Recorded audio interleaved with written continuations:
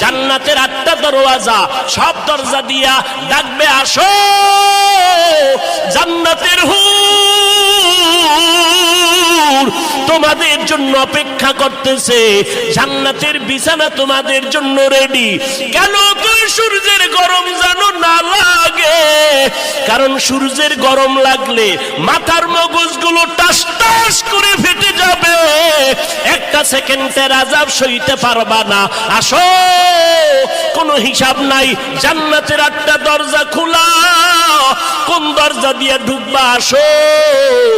ও এলাকার মা বোনেরা, 4 জন নারীকে জান্নাতের 8টা দরজা ডাকবে, এর মধ্যে একজন নারী হবেন আমার নবীর কলিজার বিবি।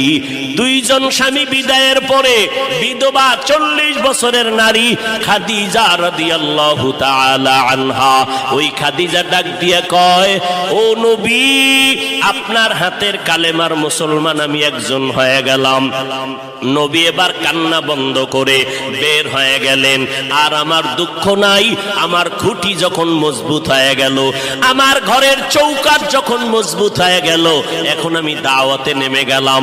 মায়ার নবী দৌড়াইয়া মানুষের দ্বারে দ্বারে গিয়া গোপনে গোপনে দাওয়াত দেয়।